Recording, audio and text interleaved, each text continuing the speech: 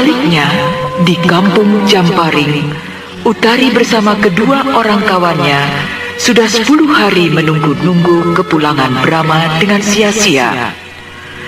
Mereka mulai curiga, jangan-jangan Brahma sudah keenakan terperangkap kemewahan hidup bangsawan Kuntala, sehingga lupa pada perjuangan utama. Utari bahkan sudah bertekad, walaupun berkawan, tapi kalau Brahma sampai berubah jadi penghalang, tetap akan disapu bersih. Brahma anakku, sebenarnya aku malu padamu. Mengapa Kanjeng Rama? Aku gagal memperjuangkanmu menjadi senopati karena ditentang oleh Tumenggung Raksa dan kawan-kawannya. Oh, kenapa itu Kanjeng risaukan?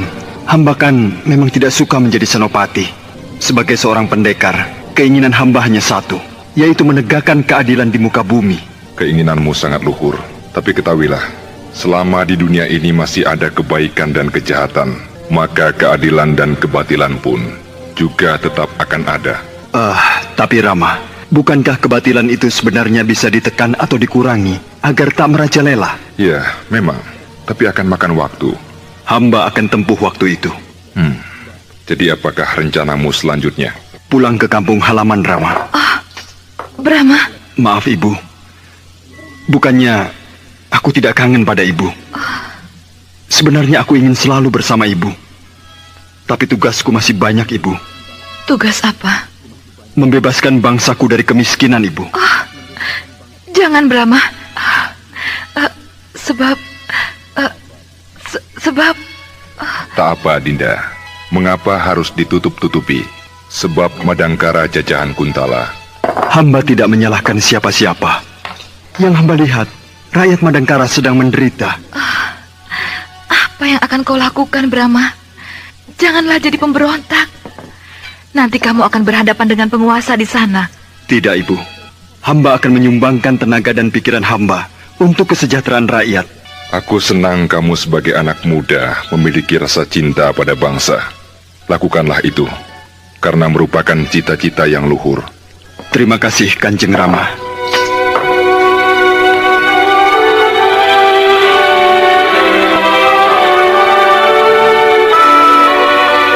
Brahma, sebelum kita berpisah, ada sesuatu yang ingin Ibu katakan padamu.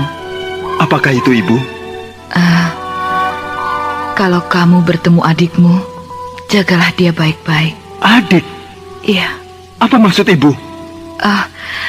Ketahuilah Brahma, bahwa sebenarnya kau punya adik, hasil dari perkawinan ibu dengan Tumenggung Ardalepa. Oh, benarkah Ibu? Siapakah dia? Mantili. Nama lengkapnya Dewi Mantili. Hei, Gusti Ayu Dewi Mantili. Kamu sudah tahu? Saya sudah melihatnya, Ibu, di Kadipaten Singkur. Iya, benar. Dia sedang berada di sana. Iya. Jadi dia adikku. Kenapa tidak Ibu katakan sejak kemarin-kemarin? Ibu takut kamu kecewa. Kenapa kecewa, Bu? Justru aku sangat bahagia punya adik yang sangat cantik. Wajahnya seperti Ibu. Cantik sekali. Dan gagahnya seperti ayahanda Gusti Tumenggung.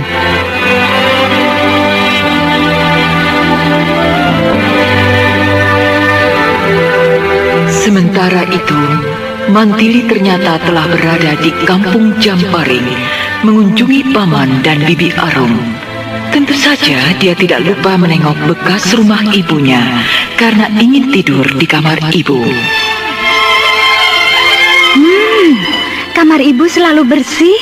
Tiap hari bibimu itu selalu membersihkannya. Itu apa?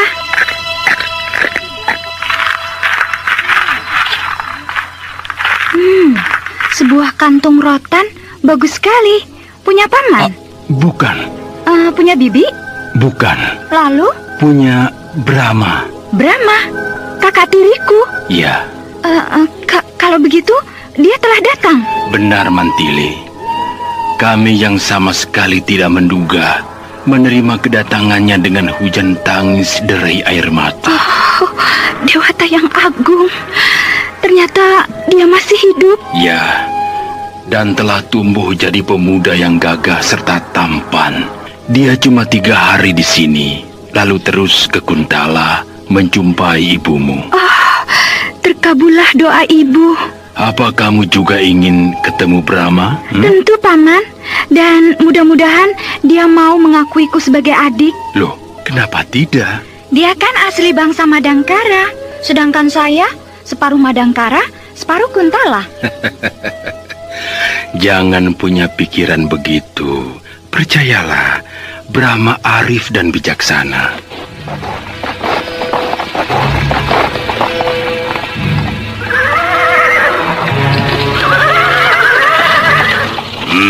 Apa kabar, Pak Rum? Baik-baik saja, Nak Kaspar. Rama sudah datang belum? Belum? Nah, apa aku bilang? Tak mungkin dia balik lagi ke sini. Sudah keenakan jadi orang Kuntala. Siapa kalian? Heh, kamu. Bukankah kamu Dewi Mantili? Benar? Mau apa? Kenapa kamu di sini? Di rumah Brahma lagi? Punya hak apa kamu tanya begitu? Dasar penjajah. Sombong. Sabar, Utari. Jangan mudah terpancing. Hei, apa maksudmu dengan terpancing? Tak perlu kamu tahu. Sabar. Ayo. Lebih baik kita pergi. Heh, orang Kuntala. Sekarang kamu boleh bertolak pinggang. Tapi nanti, rasakan. Tak usah nanti, sekarang saja. Baik, aku tak peduli kamu anak pembesar Kuntala. Utari, ingat, perjuangan masih panjang. Jangan terpancing untuk buka rahasia. Sudahlah, nanti kan datang saat kamu bisa bikin perhitungan dengan dia. Oh, ya, baiklah. Heh, Mantili, selamat tinggal. Besok atau lusa kita ketemu lagi. Bukan adu mulut, tapi pedang. Aku tunggu.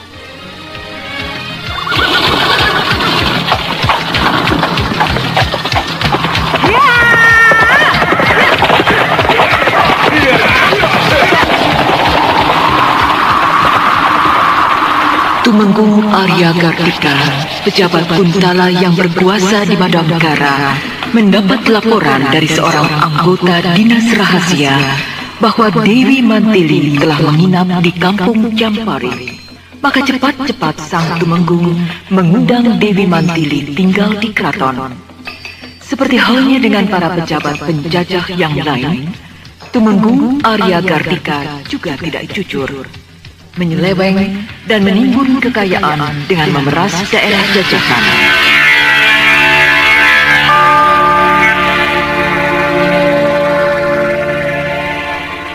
Utari bersama kedua kawannya curiga.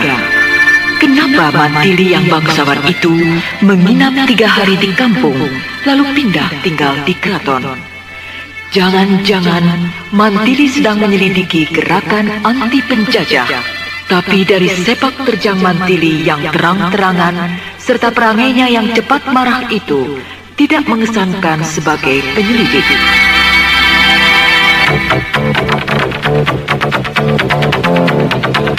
Karena penasaran, Kaspar dan Rastam menanyakan persoalan itu kepada Pak Arum. Dan alangkah terkejutnya mereka ketika mendengar keterangan bahwa Mantili adalah keponakan Pak Arum serta merupakan adik dari Brahma. Pantas Brahma ragu-ragu dalam membantu perjuangan kita, karena dia kakak Mantili. Lalu, bagaimana sikap kita kalau Brahma datang? Tak usah ditemui. Lebih baik kita putus hubungan saja dengan dia. Kalau dia berniat ikut kita. Tak mungkin, karena dia bangsa Kuntala. Tapi kan tak utuh. Separuh Kuntala, separuh Madangkara. Bagaimanapun juga, pengaruh bapak lebih kuat dari ibu. Bapaknya kan Kuntala. Jadi jiwa Brahma adalah jiwa Kuntala. Aduh, bagaimana ya? Dengan atau tanpa Brahma, perjuangan kita tak akan bergeming. Tetap jalan terus. Karena Brahma bukan pemimpin kita. Pemimpin kita adalah Juragan Gutawa. Dibandingkan dengan dia, Brahma bukan apa-apanya. Ya, benar. Juragan Gutawa bekas senopati. Pasti beliau lebih mampu dari Brahma. Sementara itu, Brahma dan Andika mampir ke Kadipaten Singkur, bertemu dengan pelayan si Gantar. Brahma diberitahu bahwa Utari bersama kawan-kawannya telah pergi ke pusat kerajaan Madangkara. Karena takut Utari dan kawan-kawan keburu berbuat keributan, maka Brahma dan Andika segera menyusul. Sampai di sana, Andika menemui Mantili di keraton.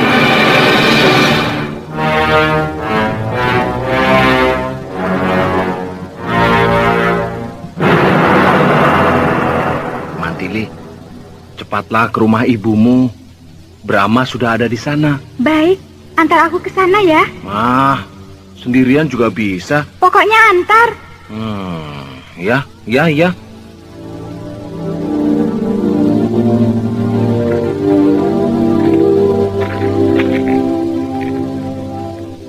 Tuh, Brahma sedang duduk-duduk di serambi depan.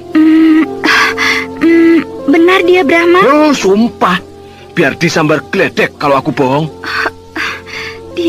Dia gagah dan tampan. Loh. Kenapa gemetar? Tuh, kedua tanganmu basah dan matamu berkaca-kaca. Ayo. Cepat. Jangan nangis, Mantili. Mantili, kamu justru harus gembira ketemu kakakmu. Baiklah, aku akan menyambut dia. Tapi dengan caraku sendiri. Jat!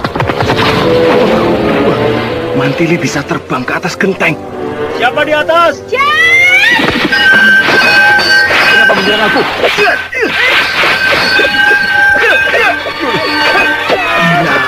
Wah, benar-benar gila. Brahma juga seperti setan. Dari duduk ke situ langsung melesat ke atas genteng. Waduh. Nah itu, Mantili ngamuk. Tapi Brahma tidak mengelak. Wah, cuma mengelak dan menangkis. Hebat dia. Wah, cepat sekali gerakan mereka. Wah, benar-benar para pendekar berilmu tinggi. Mantili, kamu adikku. Sadarlah, aku Brahma. Baiklah, mungkin kau tidak suka padaku. Kau benci, karena aku rakyat jelata, sedang kau darah biru. Iya, walaupun kita satu ibu, tapi kita berenan ayah. Nah, sekarang bunuh sajalah aku. Loh, Brahma kok tidak mengelak? Padahal Mantili menyabetkan pedang ke leher Brahma. Tapi berhenti. Oh, Mantili jadi bengong.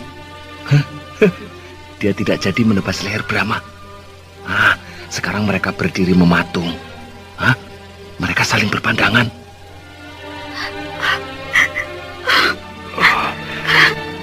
Mantili, Gusti Ayu Dewi Mantili adikku. Kakang Brahma. Adikku Mantili. Loh, mereka berpelukan.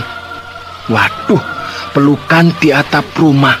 Kalau ambrol bagaimana? Kakang, kemana saja tinggalkan Mantili dan ibu? Mari kita turun, dan akan kuceritakan semuanya.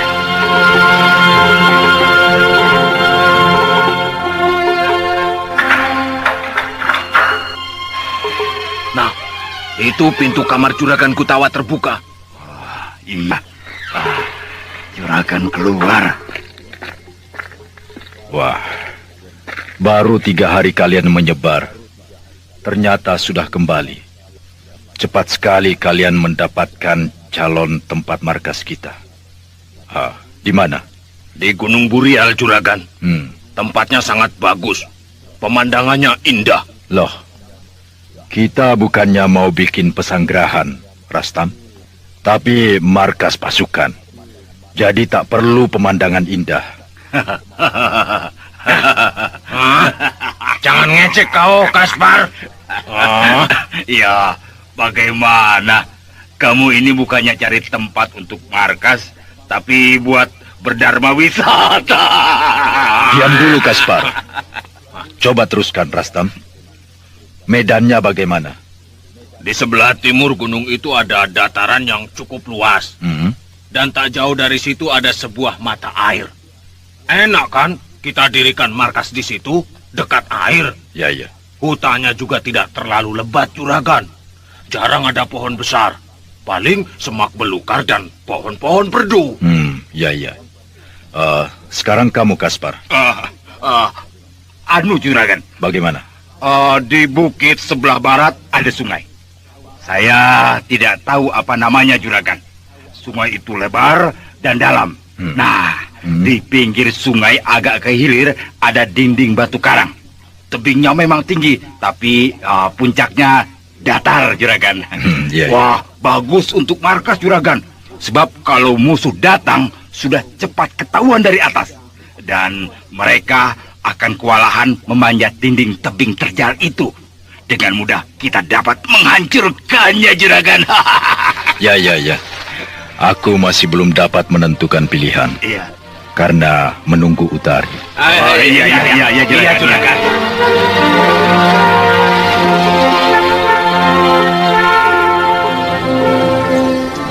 Utari, aku mau tanya tentang Brahma. Kok Paman berminat terhadap dia? Sebab dia tampaknya cukup berpengaruh terhadap komplotan Kaspar. Karena dia pernah mengobrak-abrik komplotan Kaspar. Kalau begitu, dia tentu memiliki kepandaian. Betul, Paman. Tingkat kedikjayaannya sangat tinggi. Murid siapa dia? Astagina. Aku baru dengar nama itu. Brahma sendiri juga tak tahu apa-apa tentang gurunya. Yang penting baginya adalah ilmunya. Kamu kenal Brahma di mana? Di desa Halimun, waktu sama-sama menumpas gerombolan kelelawar setan. Dia punya peliharaan burung Raja Wali raksasa, Paman. Hah? Burung Raja Wali raksasa? Iya, bisa ditunggangi 2 orang sekaligus. Saya pernah ikut menungganginya, terbang di udara. Wah. Seperti dongeng saja. Saya pun serasa mimpi, Paman. Betul-betul bukan orang sembarangan. Aku ingin kenal dengannya. Untuk apa, Paman? Ya, sekedar mau ngobrol-ngobrol saja. Dia sudah condong ke bangsa Kuntala.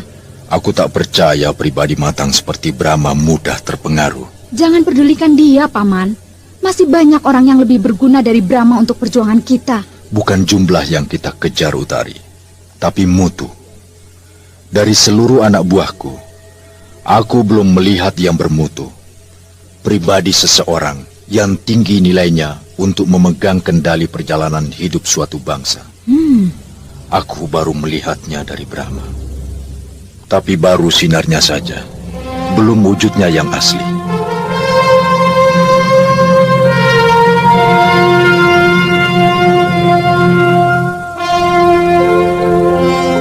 Jadi pemimpin kalian itu Juragan Gotawa ya?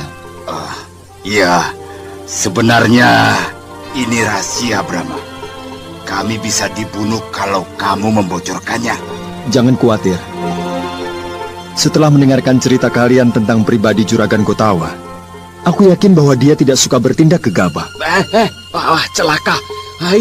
Itu Juragan Gotawa. Aduh, itu Dewata yang agung, dia kesini. Iya. Tapi melihat wajahnya yang cerah dan tenang kelihatannya tidak murka ya. Seorang pria yang telah berumur, tapi masih gagah berwibawa.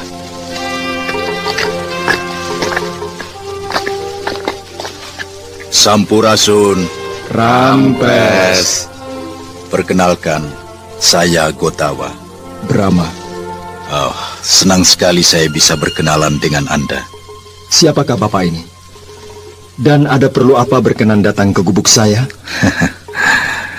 Dari melihat wajah Kaspar dan Rastam ini, saya tahu pasti Anda telah paham siapa saya. Kalau begitu, kita tak perlu berbasa-basi lagi.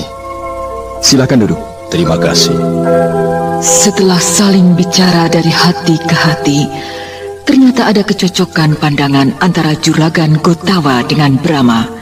Kedua-duanya arif bijaksana, selalu berpikir matang, berpandangan jauh, mengadakan persiapan sempurna sebelum melakukan tindakan-tindakan besar seperti mengobarkan perjuangan menentang penjajahan.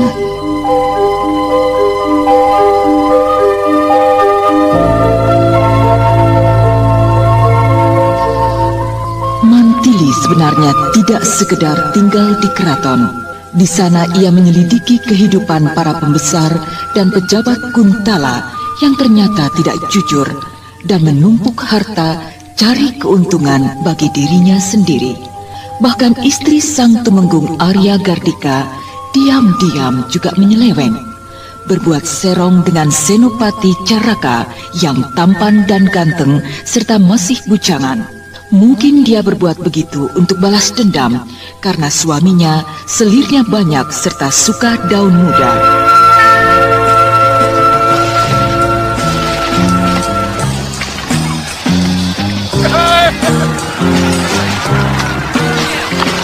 Di sisi kiri ini paritnya jangan terlalu dalam ya. Iya, karena jalan di tempat ini agak miring. Jadi air hujan dapat mengalir dengan baik. Berhenti. Cukup. Sudah, cukup ya. Dalamnya cukup 1 siku. Dan lebarnya 2 siku. Iya. Ini sudah Iya. Jangan berani. Juragan Punggawa Sentanu. Ini. Akhirnya berapa hari lagi jalan ini selesai? 8 hari lagi Juragan Punggawa. Tapi biayanya sudah tipis. Kan 3 hari yang lalu sudah kau ambil. Sudah habis Juragan. Masa? Maklum Juragan, harga bahan-bahan naik semua. Upah buruh juga naik. Biasanya 1 hari mau dibayar 5 ketip, sekarang minta 10 ketip. 2 kali lipat Juragan. Kau butuh berapa? Kalau bisa sih 45.000 ringgit. Kamu akan ngasih aku berapa? Iya, seperti biasa Juragan, 5.000 ringgit. Nah, baik-baik. Besok kamu datang ke keraton, aku akan tulis 50.000. Tapi kamu hanya terima 45.000 ringgit. Yang 5.000 ringgit bagianku. Baik Juragan, terima kasih. Nah, aku akan pulang ke keraton ya. Baik Juragan.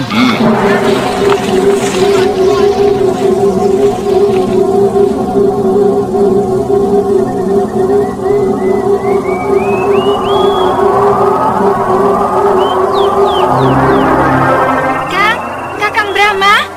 Hei, ada apa Mantili? Pagi-pagi sudah ribut? Punggawa Sentanu terbunuh. Hah? Pembesar keraton? Ya, Punggawa itu pangkat di bawah Senopati. Siapa pembunuhnya? Tidak diketahui. Kapan terjadinya? Tadi siang, di jalan menuju desa Talubuh. Berani benar pembunuh itu. Mayat Punggawa Sentanu perutnya robek, jelas sekali disabet pakai pedang. Dan tampaknya si pembunuh itu mengerti silat. Tangannya sangat kuat, sebab 3 tulang iganya putus. Benar, kalau pembunuh biasa, paling yang rusak usus. Tak sampai memutuskan tulang rusuk. Sebab tulang rusuk itu kuat sekali, melebihi batu keramik. Saya lihat putusnya sangat tipis, berarti pembunuhnya ayunan pedangnya seperti kilat. Kamu lihat di mana? Di rumah Punggawa itu. Rumahnya penuh sesak oleh orang-orang dalam lingkungan keraton. Istrinya menangis menjerit-jerit, lalu pingsan. Siapa pembunuhnya ya? Brahma. Itu Kaspar dan Rastam. Brahma, sudah dengar belum soal pembunuhan? Iya. Punggawa Sentanu diketemukan terbunuh. Sudah? Jangan-jangan kalian pembunuhnya. Ngawur. Buat apa membunuh orang yang tidak ada persoalan dengan kami? Loh, katanya kalian benci sama orang Kuntala. Punggawa Sentanu itu kan orang Kuntala. Benci tak berarti harus membunuh, ya kan? Iya. Ini, kami buru-buru kesini justru ingin tahu. Barangkali Brahma ngerti siapa pembunuhnya. Memangnya aku anggota pasukan rahasia yang tugasnya menyelidiki kejahatan? Siapa tahu kamu ngerti. Soalnya kamu kan orang pintar. Perhitungannya tak pernah meleset.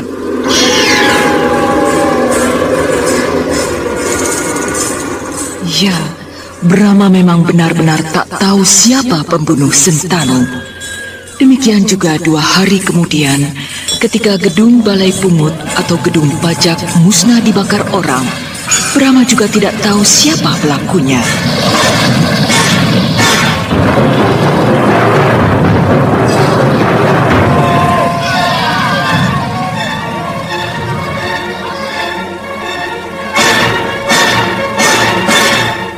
Mantili menduga para pengacau itu pasti sekelompok orang yang tak suka kepada pihak keraton. Mau melawan secara terang-terangan tidak berani, maka hanya membuat pihak keraton sibuk dan rugi saja.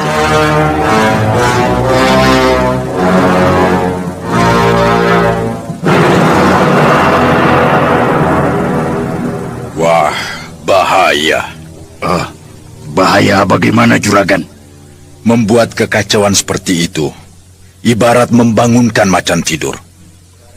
Pihak keraton pasti jadi sibuk melakukan gerakan rahasia untuk menangkap para pengacau. Nah, gerakan kita jadi tak bebas lagi. Juragan, kita cari saja gerombolan pengacau itu, lalu kita hajar. Siapa mereka saja kita belum tahu kok. Lagi pula kalau kita cari, lalu bentrok dengan pasukan keraton. Nah, itu yang tidak kuinginkan.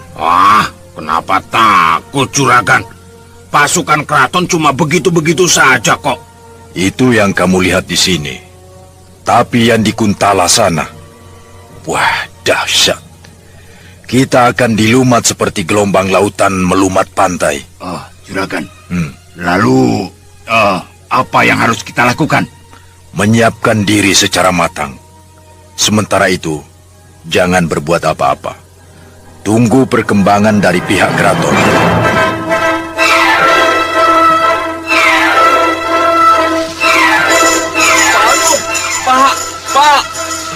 Pak Arum!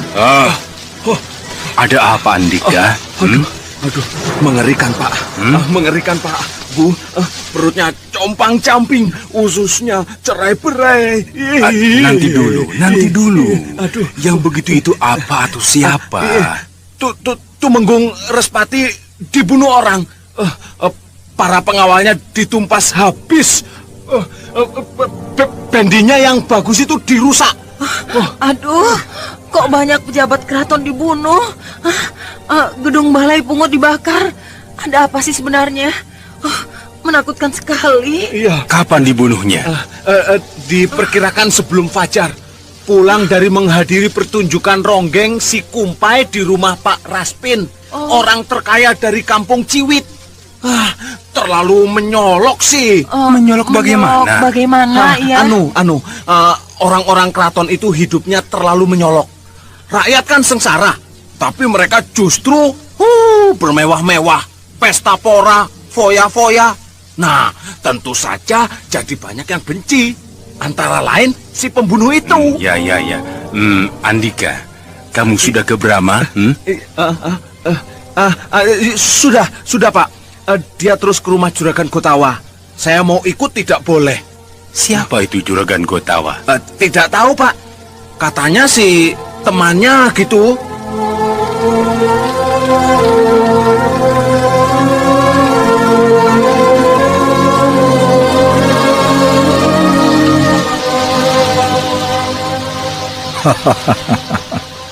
Anda keliru menuduh saya ataupun anak buah saya melakukan pengacauan. Saya tidak menuduh, Juragan, tapi hanya menghimbau. Dan saya berbuat demikian dengan alasan Juragan adalah pimpinan perjuangan perlawanan rakyat. Saya seorang yang teliti. Tak mungkin para anak buah saya lolos dari pengawasan saya. Tapi ratusan, bahkan ribuan anak buah Juragan tersebar di seluruh pelosok kerajaan Madangkara. Bagaimana mungkin bisa mengawasinya dengan ketat? Mudah. Saya membagi wilayah tanah air ini dalam 10 buah kantong daerah. Nah, ke-10 pemimpin kantong daerah itu sudah pada menghadap kepada saya. Dan semuanya justru merasa terkejut pada kejadian yang menggemparkan itu. Utari di mana? Di daerah 2. Pemimpinnya adalah Gata Waringkas. Di mana itu? Di wilayah Tenggara. Kedudukannya di desa Tarawah. Apakah Anda mencurigai Utari? Terlalu dini untuk mencurigainya. Saya hanya ingin menemuinya saja, sendirian. Baiklah. Kalau begitu, bawa ini. Trisula perak. Untuk jaminan agar Anda tak mendapat kesulitan waktu memasuki daerahnya. Terima kasih, Juragan.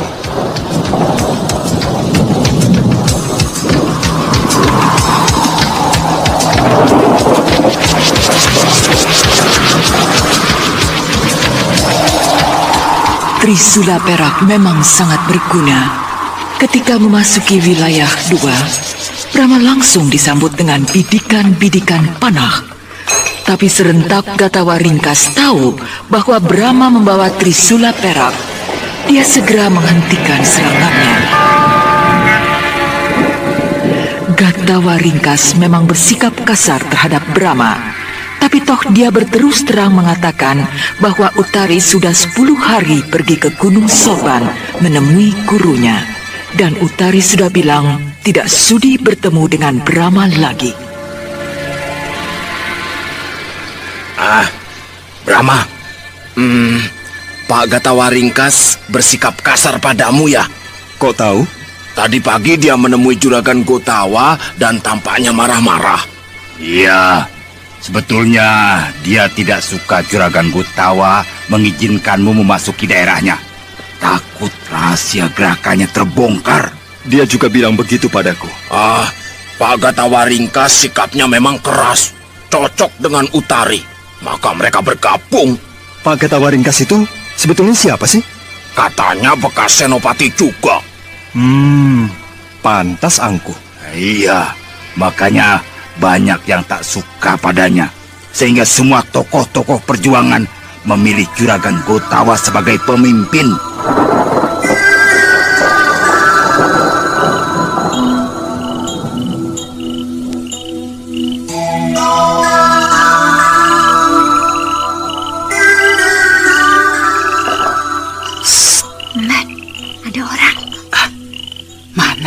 Di atas genteng. Ya. 1, 2, 3, 4, 5. Ya. 5 orang. Loh, kok tahu? Aduh, Gusti Ayu punya ilmu. Kamu diam saja di sini. Aku mau keluar. Jangan. Diam. Jat!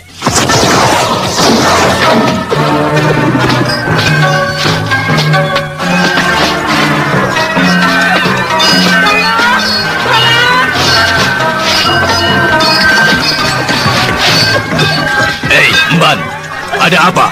Itu ada pertempuran di atas genteng. Siapa kalian orang-orang bertopeng? Maling ayam. Di keraton tak ada ayam, goblok. Jat!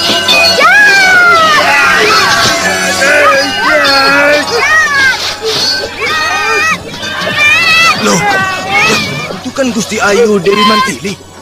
Wah, beliau dikeroyok 5 orang bertopeng pakai yang hitam. Pasti bukan maling biasa. Hei, siaga kalian semua! Jaga semua pintu keluar.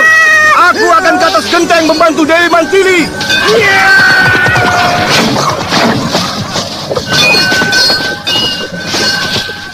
Lari! Cepat lari! Mereka keburu kabur sebelum anak buah sempat berbuat apa-apa. Jihad!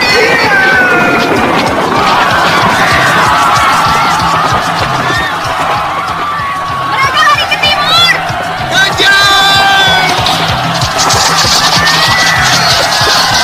Gila! Mereka melepaskan puluhan senjata rahasia. Mereka lari ke arah luar kota. Kejar! Tahan! Jangan kejar! Bahaya! Mereka akan menjebak kita!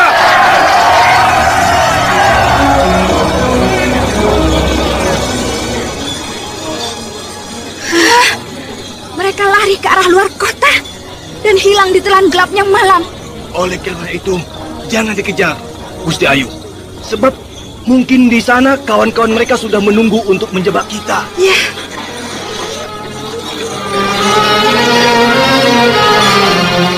Mantili menceritakan soal serangan orang-orang bertopeng itu kepada Brahma, yang langsung jadi curiga bahwa Utari terlibat.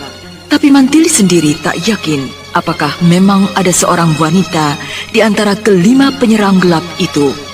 Brahma membenarkan dugaan Mantili bahwa bekas para pimpinan angkatan bersenjata Madangkara yang telah dibubarkan sudah menghimpun kekuatan untuk berontak.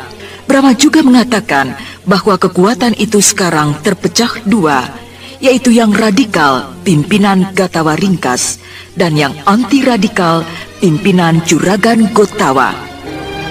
Mantili bisa memahami kenapa rakyat Madangkara bangkit berjuang, karena mereka memang sengsara, sedang kaum penjajah sangat sewenang-wenang. Brahma memberi saran agar Mantili kembali ke Kuntala, minta jabatan kepada ayahandanya, dan kemudian mohon ditugaskan ke Madangkara sehingga bisa memperbaiki keadaan tanah air. Mantili setuju.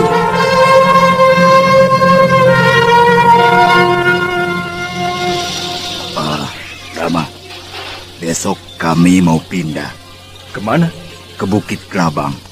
Juragan Gotawa bikin markas baru di sana. Oh, Juragan memberi perintah, semua kekuatan harus dipusatkan di Bukit Kelabang. Jadi tidak terpencar-pencar lagi seperti sekarang. kenapa begitu, Kaspar?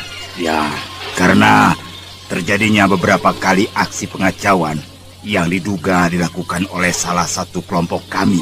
Maka Juragan ambil tindakan cepat. Perintah Juragan, kalau dalam waktu 7 hari ada pejuang yang belum datang ke Bukit Kelabang akan dianggap musuh. Bagus, itu tindakan paling tepat. Sekaligus memperjelas siapa yang memihak Juragan Gotawa dan siapa pula pendukung Gatawa Ringkas. Nah, itu dia.